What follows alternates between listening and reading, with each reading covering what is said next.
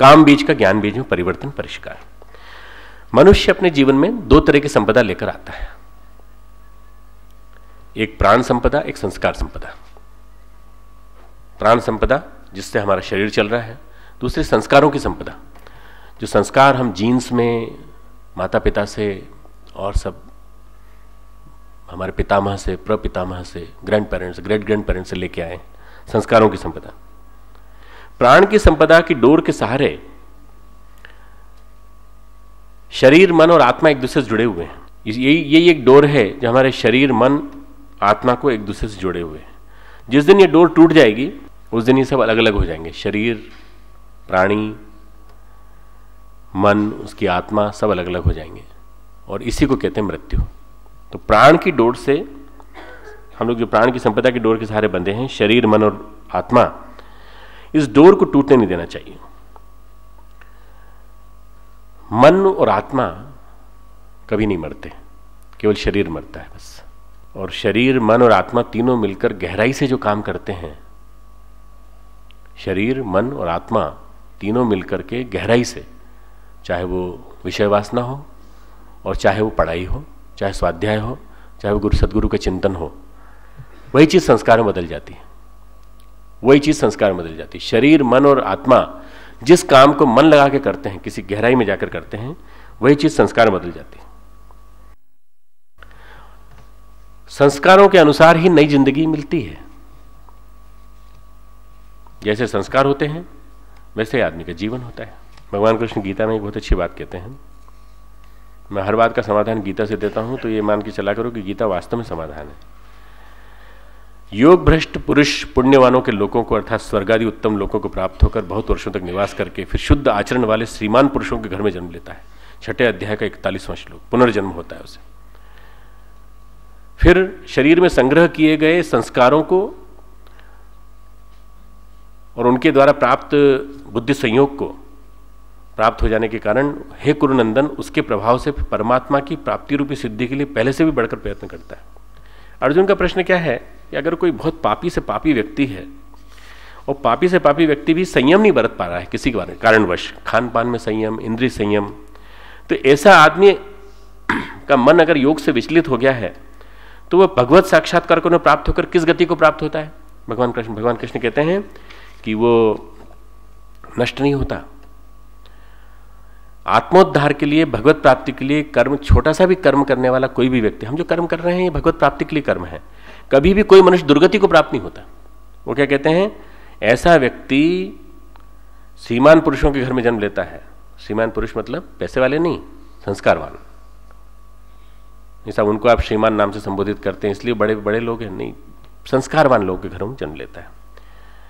वैराग्यवान पुरुष उन लोकों में न जाकर ज्ञानवान योगियों के कुल में जन्म लेता है।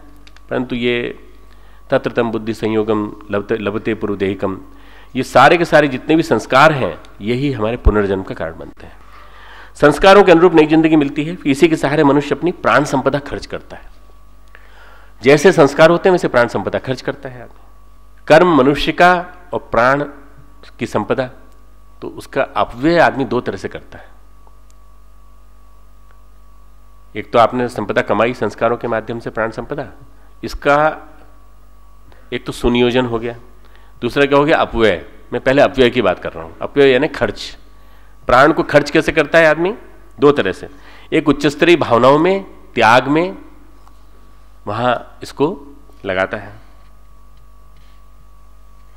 और दूसरा इंद्रिय तृप्ति की लालसा, फल पाने की, सुख पाने की आकांक्षा, सुख उपभोग। अब ये त्याग की भावना और इंद्रिय तृप्ति की लालसा, ये दोनों ही यदि उच्च स्तरीय भावना, उच्च स्तरीय परिवर्तन की ओर चली जाए तो ये जीवन का आध्यात्मिक कायाकल्प हो जाता है, जीवन का रूपांतरण हो जाता है। इससे शारीरिक स्तर पर हमें तंग करती हैं वासनाएं,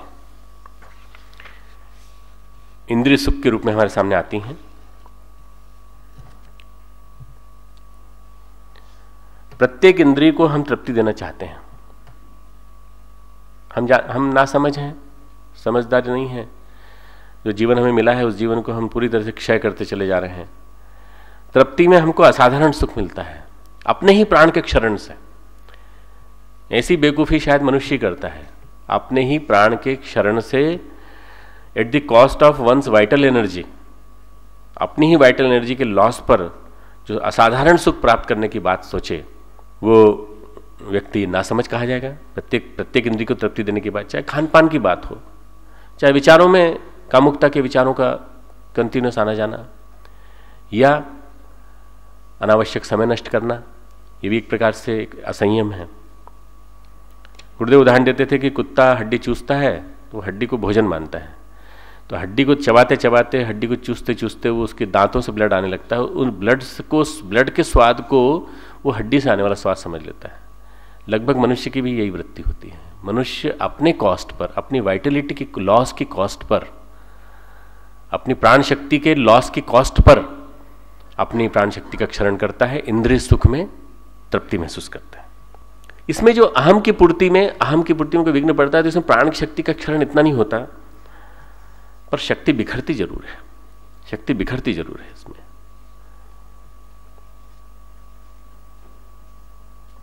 वासना में प्राण शक्ति का क्षरण बहुत होता है।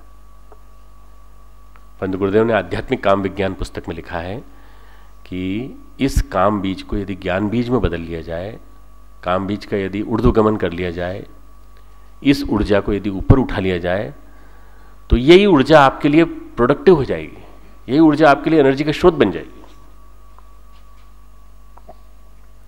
हमारी जितनी वासनाएं हैं वो देह, मन, बुद्धि, प्राण और अहम, यहीं तक हैं बस।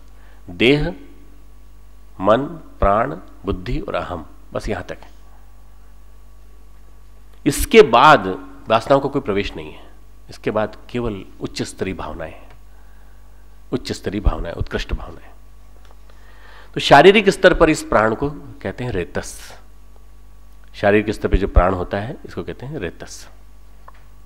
आयुर्वेद कहता है इसको बल, वीर, विपाक। मानसिक स्तर पर इसी प्राण को कहते हैं ओजस। जो मानसिक स्तर पर एलिवेट हो जाता है, यही प्राण जो कहते हैं ओजस, सब्लिमेटेड प्राण कहते हैं इसको, सब्लिमेटेड प्राण, ऊर्ध्वगमन हुआ प्राण, या इम्यूनिटी कह लीजिए, मेंटल इम्यूनिटी, मानसिक प्राण शक्ति, मनोबल, ओजस। आयुर्वेद ओज क्षय की बात करता है, सुना होगा ना, आयुर्वेद में ओज क्षय की बात कही गई है कि इसका ओज क्षय हो जाता है, इन बीमारियों में ओज का क्षय हो जाता है, ओज गिरने लगता है। ये ओज जो गिर जाता है ये मानसिक स्तर पर, शारीरिक स्तर दोनों पर गिरता है। निरोधक क्षमता है, और मानसिक रूप से जब हम इस ओजस को और ऊंचा उठाते हैं तो फिर साहस और प्रगल्भता के रूप में आता है, तेजस के रूप में आता है। तेजस, रेतस से ओजस, ओजस से तेजस। और आध्यात्मिक स्तर पर यह आता है, वर्चस के रूप में आता है। ये प्राण के 4 स्तर हुए, रेतस,